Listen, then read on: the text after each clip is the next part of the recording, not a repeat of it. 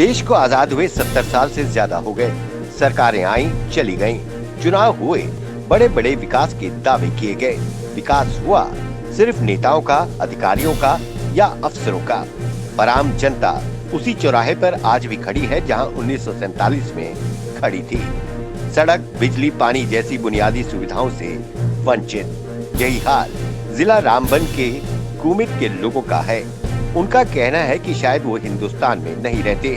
उन्होंने कहा कि यहाँ बिजली पहुँचाने के लिए बिजली के खंभे उन्होंने अपने कंधों पर उठाकर पहुँचाए, परंतु बिजली अभी तक नहीं।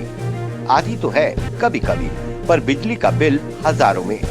हमने फ्रिज, एसी, पंखा तक नहीं लगाया। यहाँ केंद्र की कोई योजना तक नहीं पहुँचती। घारी कुमी यहाँ 20,000 की पॉपुलेशन है और डिस्ट्रिक्ट हेडक्वार्टर से महज 3 किलोमीटर दूर। नेता आते हैं और आश्वासन और उम्मीद की मीठी गोली देकर चले जाते हैं। उन्होंने प्रशासन और उपराज्यपाल मनोज सिन्हा से अपील की कि उनकी बातें और उनकी मुसीबतों पर एक नजर सानी की जाए।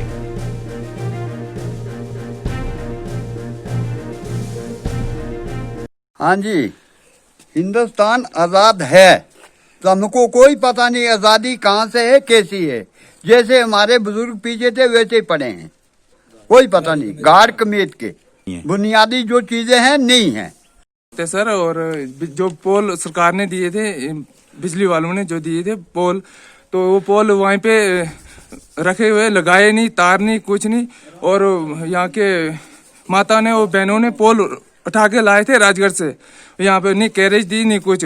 तो बोल रहे हैं कि भाई कैरेज आएगी, परसों आएगी, उसके बाद आएगी, अगले महीने आएगी। अभी तक कैरेज आई नहीं। वो नहीं बिजली लगी, वो तार लगी है और वहीं पे पोल रखे हुए हैं। ठीक है, ठेकेदार कोई नहीं था और लैंडमैन ही वो इधर सप्लाई करवा रहा था। तो आप नहीं, खुद हमने अपने जेब के आधे दिए हैं सप्लाई के लिए, पैसा वहाँ से मिला ही नहीं अभी तक। तो सरकार से हम ये अपील करना चाहते हैं कि हमारे तरफ से ध्यान रखें। और जो नेता इधर आते हैं वो बोलते हैं मिल जाएगा, तो अभी तक मिला ही नहीं। तो वोटों के टाइम पे यहाँ पे आते हैं, बोलते हैं सब कुछ मिलेगा, बिजली आपको मिलेगी, पानी मिलेगा, सब कुछ मिलेगा, कुछ नहीं मिल रहा है। और इस एरिया की खस्ता हालत है, आप तो खुद देख लिया आपने।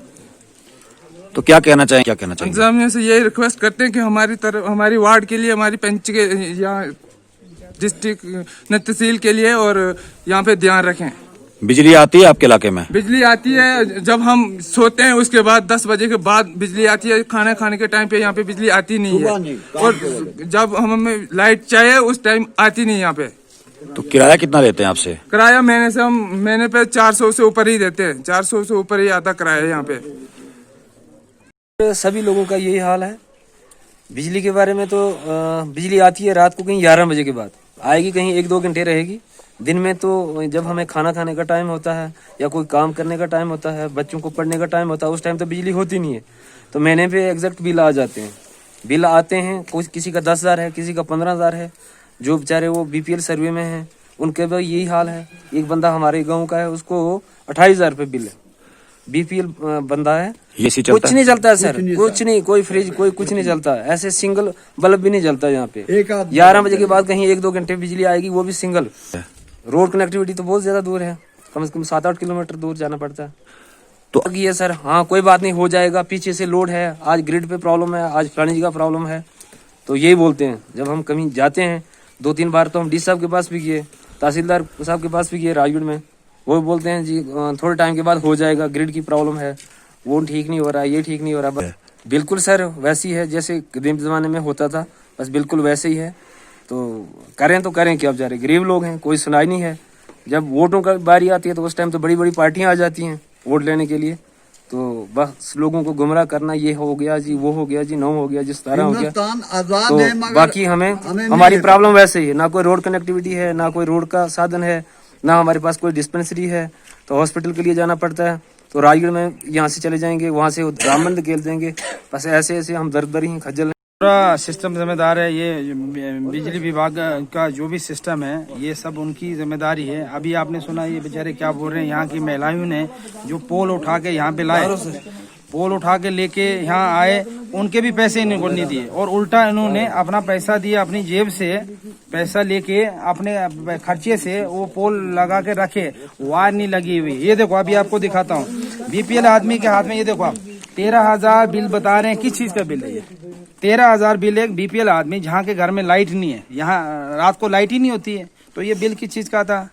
और ये इन बेचारे अपनी जेब से पैसे लगा के इस बिजली के लिए, यहाँ पे मोहल्ले के लिए, इनके जो हमारी माता बहनें हैं, बुजुर्ग है, आदमी बुजुर्ग है, ये हमारे युद्ध हैं, इन्होंने खुद उठा के यहाँ पोल लाए। यही आप देखो ना, नहीं फैन है, नहीं फ्रिज है, एसी का तो कोई सवाल ही नहीं आता। एक बल्ब लगता है, वो भी 10 मिनट के लिए बिजली आती है। उसके बाद मैं आज रात को यहाँ रुका, गांव में देखा, मैं खुद ये देख रहा था कि क्या सचमुच ऐसी समस्या आती है कि नहीं।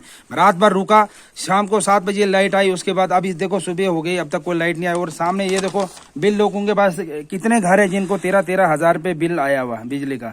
अभी इसके लिए जो पूरा बिजली विभाग है, ये पूरा सिस्टम है, ये पूरा करप्शन है, ये पूरा भ्रष्ट करप्शन है। सिंपल सी बात है, सत्ताधारी पार्टी है जो बड़ा आती है, जब इलेक्शन का भी इलेक्शन चल रहा आती है, पब्लिक को ये वोट मांगने आती है, ये उनका काम है। सत्ताधारी पार्टी जो इस समय पहले से, ये तो आज की बात नहीं कर रहा हूँ, 73 साल से ये लोगों का ये हालत है। आज हम 2020 में जी रहे हैं, देश कहाँ से कहाँ पहुंच गया, तो हो रही है कुछ नहीं। आप देख रहे हो, ये है, आप 13,000 बिल भरो और वोट दो, ये है यहाँ की, ये बिना बिजली के।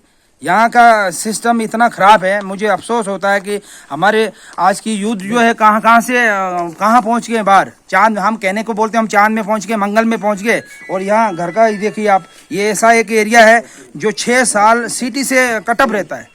2 गांव है जो गाड़ी और कोमेत है, जो 6 महीने के लिए दुनिया से निशाने से गायब होते हैं ये लोग। तौर पे इनको इस्तेमाल करते हैं और राजनीति में यही आते हैं कि ये राजनीति भी यहाँ किस चीज़ की होती है, धर्म जाति भी होती है, कोई विकास की राजनीति नहीं है। जो भी इंसान इनसे वोट मांगने आता है बोलता है भाई ये हमारा धर्म है, ये हमारा धर्म है, आज ये चीज़ खतरे में है, आज मंदिर खतरे में है, हिंदू खतरे में है, मुस्लिम खतरे में है। और मैं पूछता हूँ उनसे कि आप लोग ये सब धर्म की राजनीति छोड़ो, देश हमारा बहुत आगे, लोग आगे 2020 में हम जी रहे हैं, ये हिंदू धर्म के और मुस्लिम धर्म और ये सिख ईसाई धर्म लेके चल रहे हैं। और ये बेचारों का धर्म आज तक इनसे पूछो कौन सा धर्म के, इधर कौन सी जात के। ये जात बनाने वाली सत्ताधारी पार्टी है, एक दूसरे को ऊपर जात का इल्जाम देती है, ये पार्टी है, ये पार्टी है। रात को आते हैं, इनका माइंड को ब्रश करते हैं और सुबह वोट लेके फिर 5 साल तक गायब हो जाते हैं।